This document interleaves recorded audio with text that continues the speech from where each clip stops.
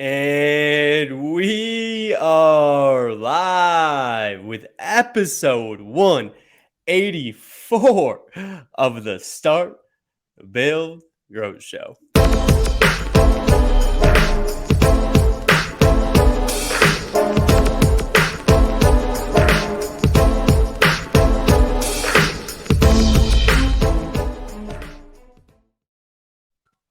Randy Brothers, my friend, what's going on? How are we doing? What is up, my man Nick? What is up, Facebook? And what is up to the listeners, the podcast listeners who are downloading and checking us out? Man, another awesome episode. This is another one, man. That's a long time coming, man. Took us over 3 years to finally track down my man Dashaun Bryant with Roof Hustlers. You've seen him all over social media. You've seen him on stage. You've seen him on LinkedIn and Facebook and in his groups and all that. And we finally get you on the show, man. I can't wait to learn from you, to hear your story, and to connect even further, and for the podcast listeners and the people watching to check you out, man. Welcome to the show, the man, the myth, the legend, Dashaun Bryant. What's up, brother? What's up? What's up? How y'all doing? Thank y'all for having me. It's always an honor and a pleasure to be a part of anybody's, platform or be tapped into somebody else's network. So I never take these things lightly, man. So the goal is to always be our authentic self and make sure that we add a ton of value, whether that's sales, training, information, or just letting people know, how to be themselves and tap into that greatness. So it's a pleasure to be here, baby. Thank y'all for having me. Absolutely, man. Well, hey, I feel like I have to hit it with the hustlers. What do you think? How was that? Was that pretty good or what? It's phenomenal, man. It's phenomenal. It's phenomenal. Well, hey, so today we'll be talking about how to knock less doors, close more deals, and make more money. And I kind of broke that down into two different categories. I said, living a good life, right? You're the lifestyle you want and reaching your goals, and mindset, man. Mindset. How big is mindset to you, man? And then we'll go into your background. I want to start there because that's big with you. I believe mindset is pretty much between 80% of the grind and 20% of it is physical. And I believe it's somebody out there that probably like a coach a little bit better than I can, train better than I can. But I haven't found anybody yet that can get people to tap into that next level of mental fortitude the way that I can. So we big on mindset, man. I tell everybody, a roof is built like you build a roof one time, you know how to build a roof, right? Like it's done. So I don't focus on the roofing aspect of things. I focus on the people part of things. And I know once you train this mind to operate at a high level, you can do pretty much anything that you want to. So my ultimate goal when I go train any company is to give them a big mindset shift. I tell companies, they don't bring me out because you're not closing deals. They bring me out because you close a couple of deals and you chill, or you get a couple of no's and you tuck your tail. You know what I mean? So they bring me out to help you tap into that greatness that you already got in you. But we teach you how to mentally be able to deal with the game at the highest levels. So you mentioned tapping into your greatness. So I mean, is that kind of how you got here? Was what's your background, man? How are you kind of able to level up in your life and get to where you are today? Yeah, so outside of my backstory, some people don't heard it, some people haven't, but got into the industry by mistake. Best friend, he was with his really good friend, saw the way I interacted with people at bars, and he just said I had a job I think you'd be great at. And I just ran with it, man. A lot of guys get into the roofing industry and they say, well, what I got to do? How much money you make? So what's this? What's that? I was like, I'm down. Like, I ain't asking no questions. I was like, I'm down. And that's my gift and my curse, right? Because I'm a very impulsive person. So I do a lot of cleanup in my life, right? Me too. Yeah, I make a lot of messes, and then I got to come back and be like, maybe I should have did that, right? So, hey, but you do a lot of great things too, from that as well, right? Yeah. So, kind of got into the industry, started knocking doors. The guy that brought me in, man, first week in the industry, his name Brian. Shout out to Brian. But first day he brought me in, Randy, he told me, he was like, "You're gonna be my trainer," and I was like, "No, I'm not me."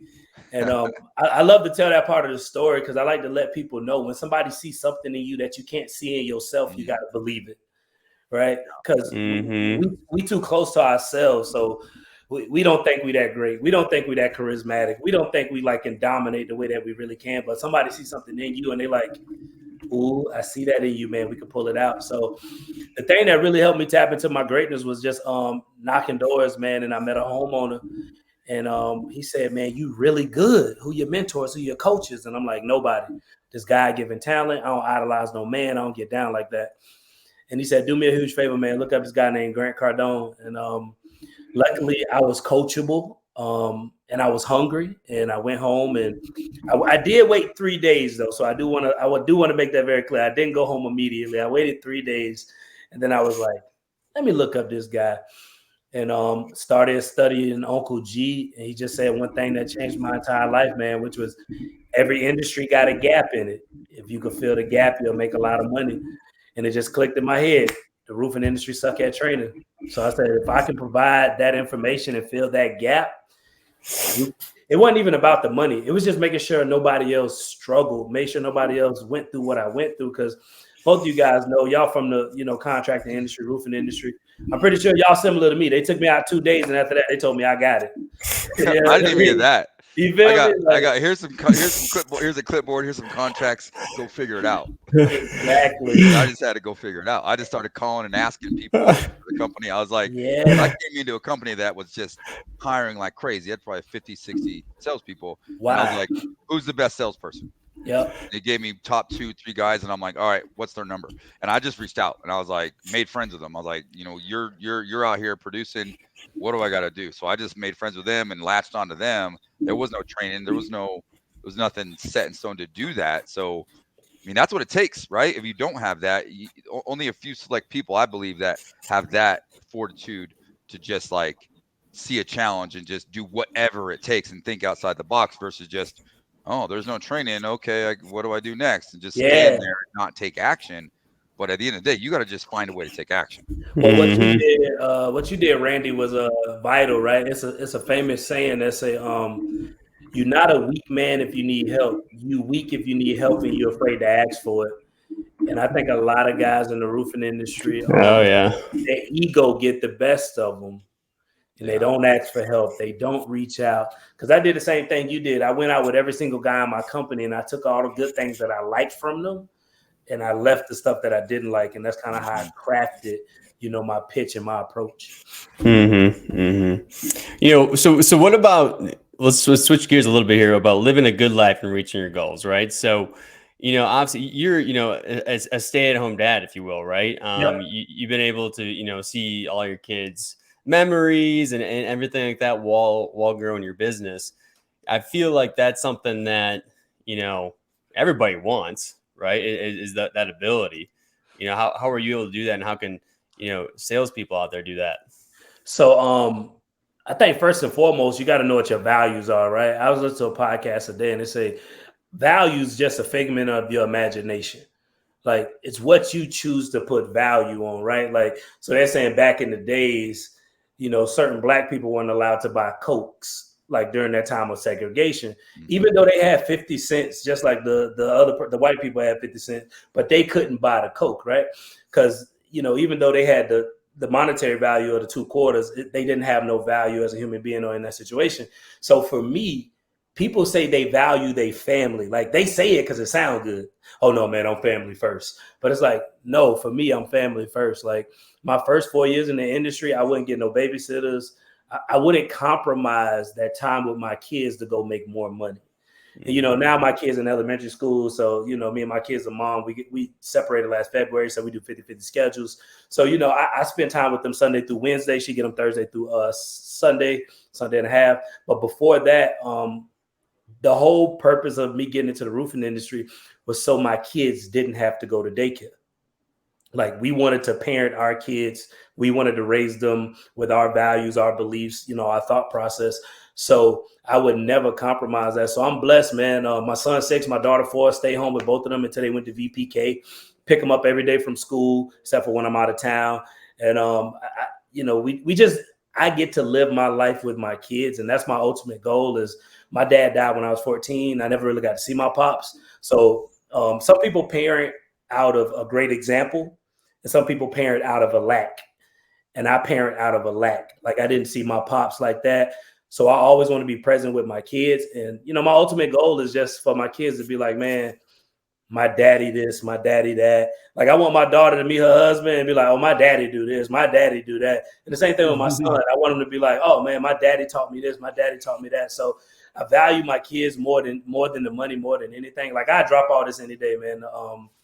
To make sure that my kids straight. Like I was telling Nick, after we done, I'm taking my kids to the Strawberry Festival. You know what I mean? So yeah, so I was blessed that I get to make money and spend time with my kids because I figured out a way to buy back my time. Love it. I think that there's a lot of things to unpack here because, even to my own, to my own like admittance, like I used to be in a mindset of, I got to go work, I got to work hard and make money and just work all the time. I'll outwork everybody because in order to provide for my family, but it wasn't until even my wife one day, she was like, what does that matter? Your kids are, 3 and 6 or 2 and 5, and they're young. They could care less how much money you have in the bank account. What they want is you. They Your want time. your time. And I had to come to my own little coming to Jesus moment where I'm like, you know what, that makes a lot of sense. And I'm a great mentor of mine. He puts it in perspective where, a lot of us are like, which one comes first? Is it business first or is it family first? And everyone's like, family first or business first. The reality of it is it's both. It's both. It's both. Like you must prioritize both. One doesn't exist without the other, you know. 100%. And that's something that really you can unpack and really dissect a little bit. And I've had to really like, wrap my head around that. What does that actually mean when you're like family first, business first? Because the reality of life is no matter how much you prioritize and care about your family, you're always going to work more than you actually spend with your family. That's just the reality of life. The That's a work day reality. is more than the time you have at night. That's just a reality of life. So the idea is knowing that and being and figuring out, the true value of your time. You start to like, I like to say it, I've said it on here a number of times, like I'm obsessive about my time. Me too. Yeah. And it's, if I'm working, I'm going to be as efficient as I possibly can. And if I'm hanging out with the family, I'm making sure I'm dedicated. I'm not, you got to be very intentional. And a lot of us that have businesses, this is the hardest part is, yeah, hey, I'm hanging out with my family, but what am I doing? Sitting there on my phone, checking messages, and my kids are just sitting there. Are you actually intentionally spending time with your kids?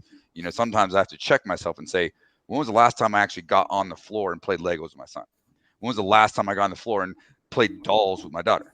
Like, yeah, you're hanging out with your kids, but are you watching TV? Are you playing on the phone? Are you on social media? Or what are you actually doing? So I think there's a lot of stuff to take away there.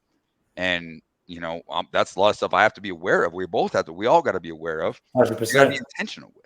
Yeah, it's funny you say that. Before I got on the call, we literally was just sitting down playing Super Smash Brothers together. So you know what I mean? Yeah. So I'm like, we play in the front yard, and like you just said, Randy, I got to check myself sometimes because my son will be like, "Daddy, let's go do this," and I'll be like, "Man, give me a second. Like I'm doing this or I'm doing that," and then I'm like, no, bro. That's why I do this to be able to do Yeah. these things with you, spend time with you. So 100%, man. I hope anybody who watching this, make sure your actions align with your values. It don't matter what you say.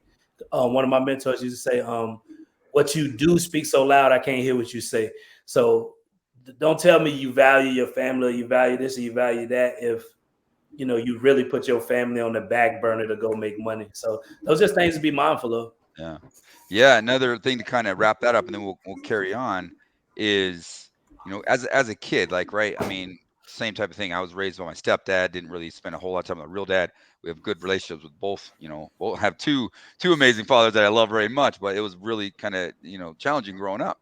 Mhm. And, but one of the memories that stood out to me early on, because, they had to work constantly, right? We didn't have a lot of abundance, right? They were always working. So that little time I did get, as a kid, I look back, I really cherish.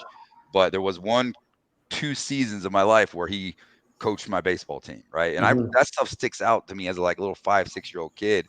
And since that moment on until as an adult, I always had told myself that when my kids, I have a 7 year old son, I was like, when my kids are old enough, like I'm gonna coach their kids. I'm gonna be there for them to coach their teams.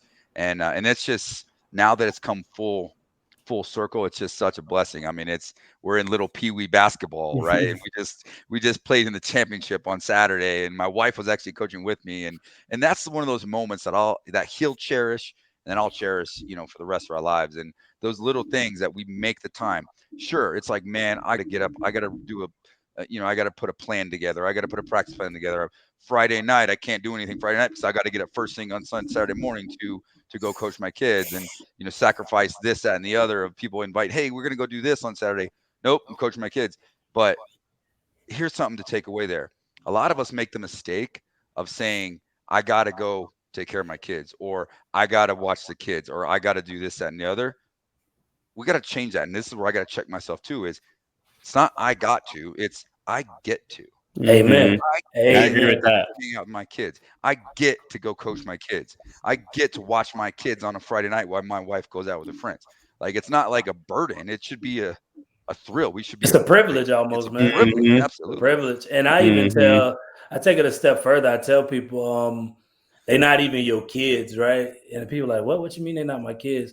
I'm like, well, God just put you here to shepherd them until they like blossom into their own human beings and they go out and start their own world and start, become their own person. So that's why I really, really take it, like, got such a high level for, taking care of my kids and being there for them. Cause like I was put here to shepherd them because my kids don't got no cousins. I'm the only one in my family with kids. So, daddy got to be, their friend, their daddy, they homie, they like all of those things until they start to meet those people. But you're 100% correct. I coached my son T-ball game. When my daughter got soccer practice, I go to soccer practice. I participate in practice. She had a dance recital. I'm front row, going crazy. But that's why we do what we do, to buy back our time to be with the people that we love. And that's the beauty of the roofing industry. I tell people it's the only industry I found that align with the laws of the universe. And people are like, what you mean? I say, well, you plant an apple seed, you get an apple tree. I say, we've all been fooled that you plant time and you get money. And I'm like, that don't make sense. Like, it don't make no sense. Ain't no other place in this universe where you can plant something and get a different fruit back. Yeah. In the roofing industry is the only industry I found, the door-to-door industry, where you plant enough time, you buy your time back. You could spend time with the people that actually love and do the things that you want to do. Mm-hmm. And so that's where we're going to dive deep, right? So the title that we're talking about today is Knock Less Doors, Close More Deals, and Make More Money. But really that's, hey, living the life you value, right? And having financial freedom, right? So 100%. How do I accomplish that? If I'm in the roofing space, how can I accomplish that? Because that sounds pretty good. Right. So getting started. When you get started, first and foremost, you got to have a mindset of it's a season of sowing, it's a season of reaping, right? And most guys get into the industry and they don't sow enough. They don't spend enough time grinding those first 1, 2, 3, 4, 5 years, like whatever it may be. They put in a little bit of work that first year and they expect like a big return. And the way entrepreneurship works, the way door-to-door sales work, is when you first get started, you're going to put in 20 units of effort and get one unit of results, right? But most people aren't patient enough to get to a place of where you put in 5 units of effort and getting 15 units of results back. Mm-hmm. So the mentality that I developed over my first 3 years was, I heard it from Tony Robbins. He said, most people overestimate what they can do in a year and underestimate what they can do in 5 years.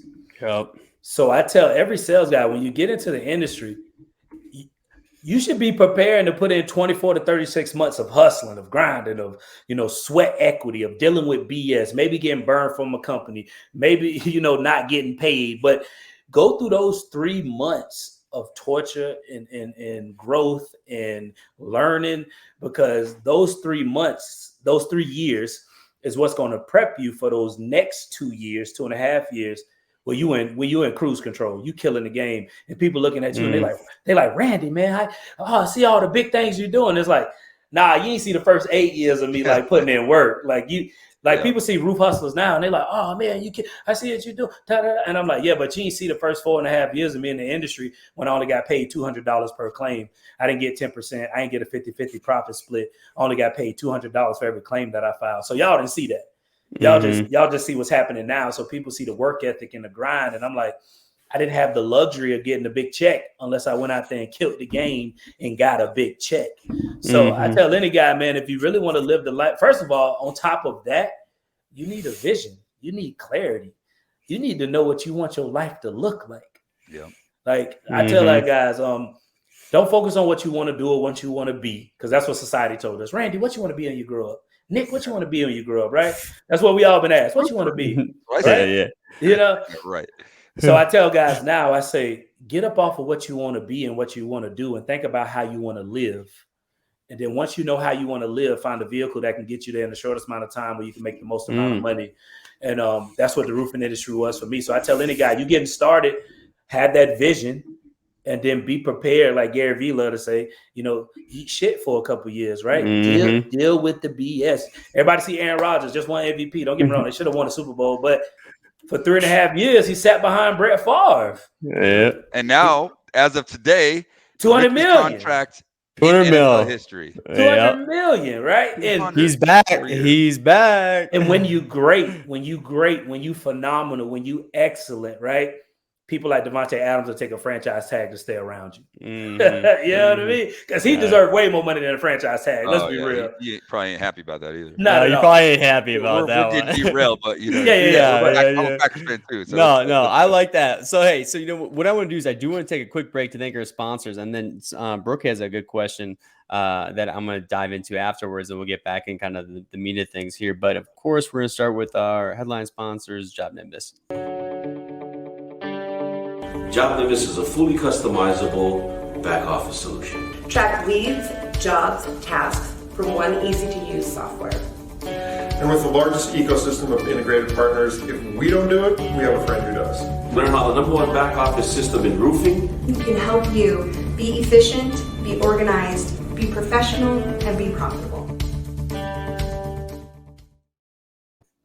If you have not checked out Job Nimbus yet, please do so at info.jobnimbus.com/roofing-academy. All right. And then, of course, we're starting to see some hail coming out there nowadays. Looks like Iowa just got some. I know Dallas got some. So you're going to need to figure out where it's been impacted. So make sure you're checking out our friends at Hail Trace. If you're in the hail game, if you're working hail claims and selling roofs that have hail damage, you need to know where the hail is, how big the hail is, and when it hailed. I mean, if you're on the fence, it's a game changer.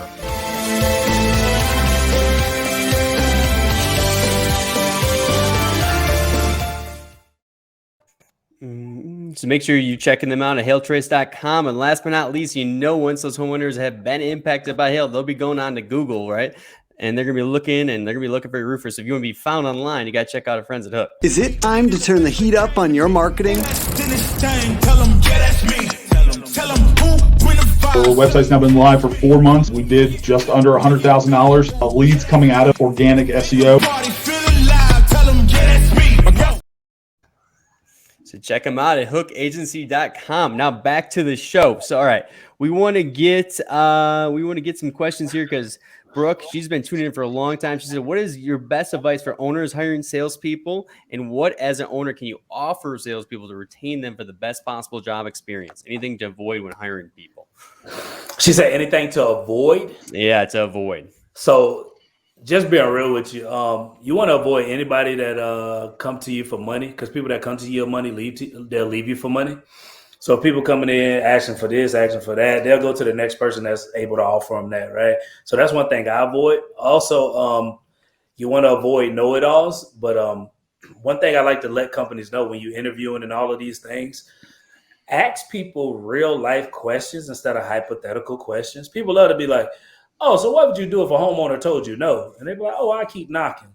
But it's like, no. How about you say, tell me about a time in your life when somebody told you no, and you had to keep persisting. You had to keep pursuing that goal until you accomplished it, right? So make sure you're asking real life questions and things that make people stick. Great culture, right? Mm-hmm.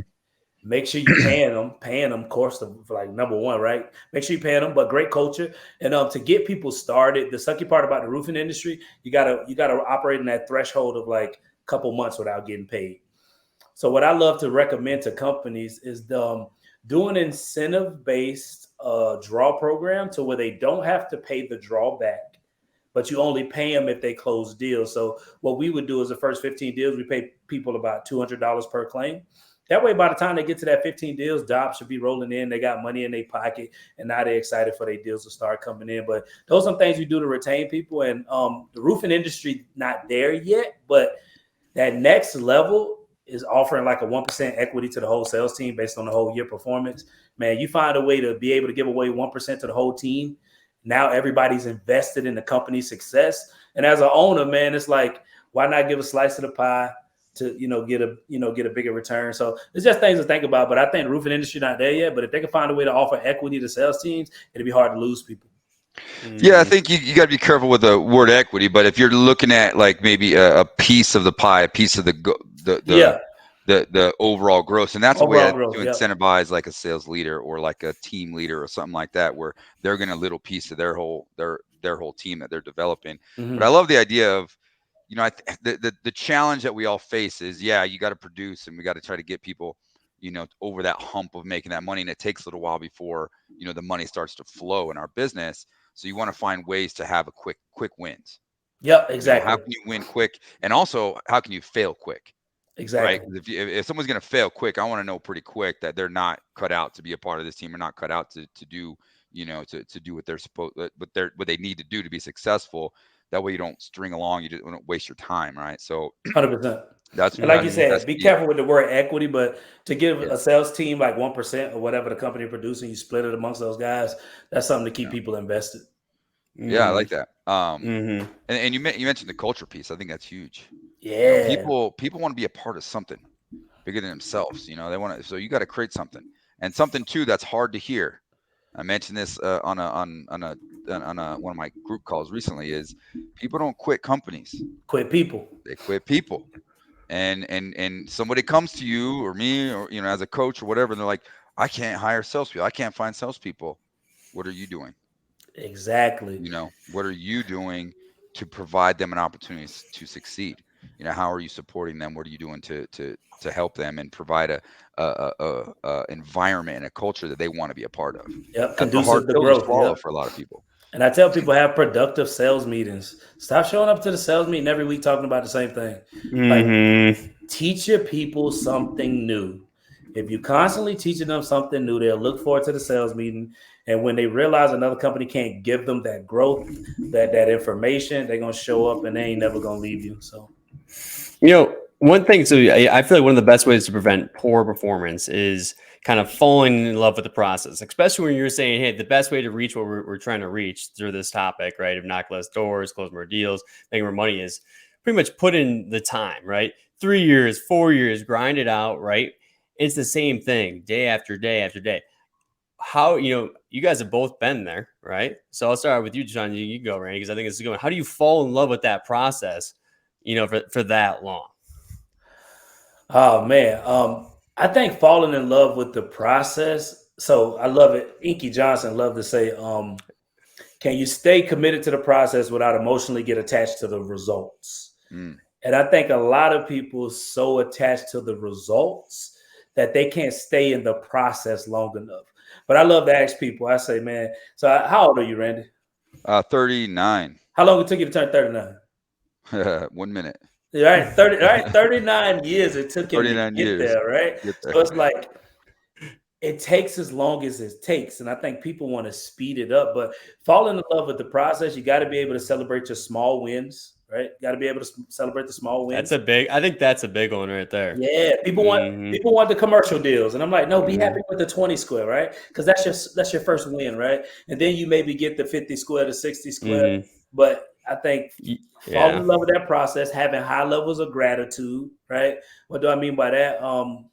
Guys get to a place where, they might go out there one day and only close one deal. And they're like, man, I only got one. And it's like, no, at one point in time in your career, you was pumped you got one. You was like, oh, man, I got one. But now you get one and you kind of like, I only got one. Yeah, now it's not a big deal. Yeah, now it's not a big deal. It should be a big deal every time, though, because your brain gets that dopamine hit. You know what I mean? It gets addicted to it. And have an end goal in mind. Know where you want to take this thing, and you fall in love with the process. This is a great book called Chop Wood, Carry Water. Yep. Yeah, phenomenal. It is a good one. And it's like, it don't matter. You got to show up every day, chop wood, and carry water. And the biggest threat to anybody's success in this door-to-door industry is boredom. Doing the same thing every day. No cheerleaders. Nobody congratulate you. Randy, Nick can tell you, when you're creating content by yourself and nobody behind that camera to be like, you killed that. You still got to show up the next day, the next week, and keep putting in the work. So you got to have that end goal in mind, and don't fall in love with the results, but fall in love into the person you becoming. Like right now, I'm reading Order by Jordan B. Peterson, phenomenal book, and he says you are a person that is, and then also a person that is becoming. So if you fall in love with the person who you could become, it makes it that much easier to fall in love with the process. I like Well, that I think, a lot. one of my favorite, quotes is the journey is the destination. And I think, to go back to that question is, as long as that journey is challenging and you're learning something new, constantly learning, that's where you fall in love. People thrive whether they like it or not in challenge. Yep. I don't know about you, but like if I'm not challenged each and every day or trying to, strive for something and figure something out or solve a challenge or solve a problem, like I get bored. I'm like, what's going on? I need some sort of challenge to be working through. And I think embracing the challenge, especially in roofing, as a roofing owner, it's quite challenging. You experience things you never even could imagine before. You're like, oh, I'm just selling roofs, I'm gonna start a business. No, things change. Those challenges come at you and they can either make you or break you. But I've actually had to teach myself to learn to like enjoy and actually like embrace the challenges, embrace the lawsuit when it hits, like the person that quits on you in the middle, like unexpectedly, or all the crazy things that can happen. Like, learn to embrace that, because every time you get to one of those obstacles or one of those major challenges happen, your growth happens exponentially. Oh, you hit it right there, exponentially. And that's what the challenges do, help you grow exponentially and not incrementally. God said, be fruitful and multiply. And that comes from the trials and tribulations. So you got to enjoy those. Absolutely. No, I completely agree with that. One more little comment on the question earlier, like when looking to trying to find people, there's another great book out there, Patrick Lencioni, The Ideal Team Player. And it's based on the 3 virtues, which is humble, hungry, and smart. Okay, now this isn't IQ smart. This is people smart. This is emotional intelligence. So what you're looking for, it's really hard to find someone that checks all the boxes with all 3 of those. But if you're seeking for that and trying to find someone, one, that's humble, right? We don't want a bunch of arrogant, ego guys. That's unfortunately the industry is already flooded there. We don't need to bring more in. So look for someone who's humble, right? Hungry, people that are hungry, that have that natural ability to wake up in the morning a little bit earlier today than they woke up yesterday, look in the mirror and say, I got to go to work. I'm not clocking in, but I got to go to work. That hungry piece. And then the smart is this is emotional intelligence, the ability to connect with people, the ability to connect with different types of people, the ability to get a door slammed in your face and not get like completely distraught to where you can't go to the next one and actually embrace and want to serve the customer that you're trying to serve, right? And then once you get in that door, you don't want to be able to just only be successful selling to one type of person, because there's a lot of different types of people. We study this stuff quite a bit, with personality assessments and all that. There's a lot of different types of people, and if you aren't people smart and emotionally smart and have that emotional intelligence, it's going to be really hard for you to be super successful in sales, because you got to be like a chameleon. You got to be able to connect with the super rigid engineer. You also got to be connect with the super busy business owner that just wants you to do it all, make a decision in 10 minutes. But if you approach every deal the same way, you're going to struggle. Yeah. We say adapt, adjust, and execute. So you adapt to the person that's at the door, adjust your pitch, then you execute, man. So I love that, Randy. Love it. Well, I feel like today's has been about, hey, how can you win, right? How can you get some wins? How can you be living that good life, right? That's been the main focus. And one thing I heard when I was, listening to some of your content, I heard you say, hey, stop competing and start dominating. What does that mean? What does that mean? I like that when you were talking about that. So I like to give. I'm a big source guy, so I love to get credit, because I don't never like nobody to think that like I'm some like special human being. I like to let everybody know we can go find all the same information. It's just how you apply it. But I heard it from Kobe. That's why I first heard of that, man. And it's, you don't compete, you dominate. So what do I mean by that? Is when you compete, you drop to the level of your competition. So I don't know if y'all play high school sports or anything like that, but Like, you ever played a sorry team? And you notice how, like, you barely win? Yep. Like, the team show up and you like, what was that? That's because they was competing. You was competing. You're like, oh, okay, we're going to compete at y'all level. But when you dominate, that's when you show up like, Jordan, them boys did in 1996. They didn't care who you was. It's like, if you on this court, you're going to get this work, right? You're going to take this L at a very high level. So I tell guys, you got to dominate, because if I'm in the same market as you, I promise you better beat me to the neighborhood. Like, that's the only option you got. Because if we both in the same neighborhood, same time, I promise you ain't getting nothing out of there. I'm not going to compete. I'm not going to be like, hey, you get a dough, I get a dough. It's like, no. They going to see the guy with the bow tie, and they're going to be like, nah, we good. He already been here. We already got our roofer. Like, that's how I'm going to dominate in the industry. And even with the brand, for the first, I've been in the roofing industry for 7 years. I didn't find out about these communities till 2 years ago. Mm-hmm. I didn't even know they existed. Why? Because I'm trying to dominate. I ain't trying to compete with nobody. I don't care what nobody else got going on. I support at the highest levels, right? But all we focused on is how can we dominate the industry. And when I first started Roof Hustlers, my mindset was, I'm going to start a YouTube channel. I'm going to teach free training in how to sell, close more deals. I'm going to take over the roofing industry. Like, that was my mindset from the first day. So we don't compete, man. You got to dominate. So stop looking at what other people are doing and just show up as the best version of you every single day and make other people keep up with you instead of you trying to keep up with them. Mm-hmm. Mm-hmm. All right. Hey, so it's been a pleasure, Dashaun. So now we're gonna bring this thing to a close. We always end on a golden nugget, so something to leave the viewers with.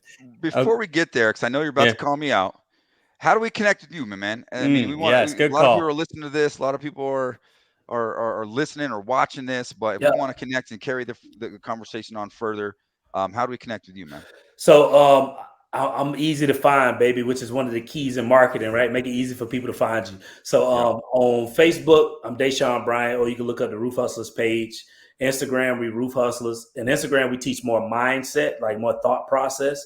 On YouTube is Roof Hustlers as well. YouTube is where we actually teach. We give you very practical things that you can take and implement. And on LinkedIn, I'm Dashaun Bryant as well. So I'm on all those platforms. TikTok as well. We got Roof Hustlers. I don't use it like world's greatest roofer, but we use it pretty well, So I'm easy to find. You type in Roof Hustlers, your boy. You see the bow tie, you done found your boy. So I'm gonna put the YouTube channel. The YouTube channel in there, because I thought that was some good stuff. We just dropped a new episode on there too, man. We dropping a new one tomorrow, actually. So okay, right now, let's go. So make sure you guys are subscribing. All right, Randy. Now for you, all right. I feel like you had to buy some time there because you couldn't think of anything good. But no, I actually got something. Thank you. I'm messing with you. I think a lot of us, whether you're a roof hustler or an owner or whatever you're trying to do in life, whatever that vision is, I love that you mentioned earlier about, what is your ideal lifestyle. But I believe deep down inside that nearly every one of us starts a business or goes into each day of whatever they're trying to achieve, because ultimately we're not just trying to make money, but we're trying to achieve freedom. Mm-hmm. Okay. And one of the rules that I live by, I created, 7 guiding principles for myself personally that I just I wrote on my board. I look at every single day. And one of those, that's what I like to share a lot. I got my cheat sheet over here for Nick over here, because you called me out. You called me out 180 something times. But this one, I think it relates quite a bit, because if we're chasing freedom, if that's what our ultimate goal is, discipline is what it takes. Amen. Discipline equals freedom. And that's the message. Mm-hmm. And we got to be disciplined with the small things each and every single day. And those little small tasks, those little things that we stay disciplined with, lead to big results and ultimately lead to that freedom. And it does take sacrifice. Yes, you may have to sacrifice a lot, and you're out there sun up to sundown for 6 months or 9 months or that first year, but that understand that that's just a season of life, a season of your journey. And that season's going to complete, and you're going to have another season where you're going to be able to adjust, but just, embrace that time, embrace that season, be disciplined, and ultimately you will achieve freedom eventually. Amen. And just to let them know, the word discipline is derived from the word disciple, and the word disciples means to give yourself to a person or a cause. So what are you giving yourself to, right? Like, what are you like? the discipline kicks in at a deeper level when you figure out what you're giving yourself to. And that's why, like you asked earlier, Nick, you was like, man, how you been able to be a stay-at-home dad? Because that's what I was a disciple to my kids, right? I was a disciple to making sure that I was going to be in every phase of their life. So since I was a disciple to them and my family, it was easy to stay disciplined, to work 6 days a week, 4 hours a day for the first 4 years of the grind, you know? Mm-hmm. Yep. I love it, man. So Dashaun, now, so what do you want to leave the viewers with here? It could be some kind of tip, advice, wisdom, whatever you got. Oh man, if I had to leave y'all with one thing, it's something I've been studying very deep lately, and it's maturity. And I think a lot of sales guys haven't hit that next level in their grind because they don't possess the 3 keys to maturity that's going to help your game like explode. And the 3 keys to maturity, right? The first one is obedience, right? What is obedience? To do something with excitement and gladness, right? Not to do something because you just going through the motions to do it, but you do it with excitement and gladness, right? And one man's obedience is tied to so many other men's destinies. So by you not being obedient, it's a lot of other people that's going to miss out on the opportunities because you weren't obedient, right? Second key to maturity, being submissive. What does submissive mean? To yield to a force with excitement and enthusiasm, right? That's the key, with excitement and enthusiasm. And a lot of people are compliant. What do I mean by compliant? They do it so they don't get fired. They do it so the boss leave them alone. They do it just so, they can just say they did it.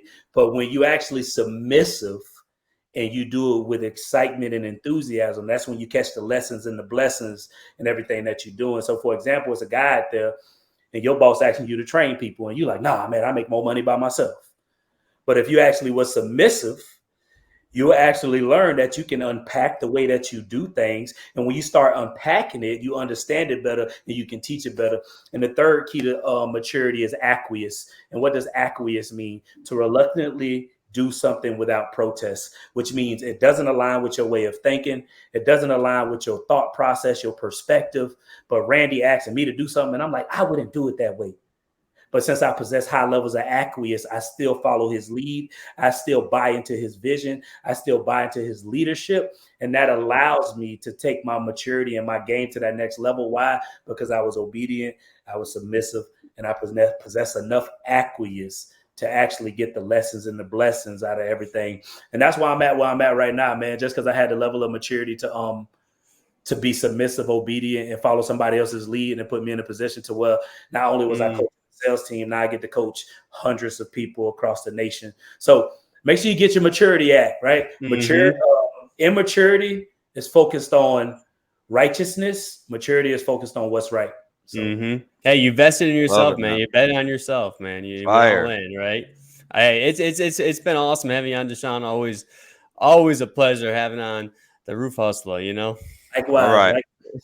Yeah, I appreciate it, man. This has been awesome. We got to carry this on, maybe do a follow-up to this. For those of you who are listening or watching on the show, make sure to subscribe, comment, like, and we'll see you all on the next episode. Thank you. God bless. Be blessed. Amen.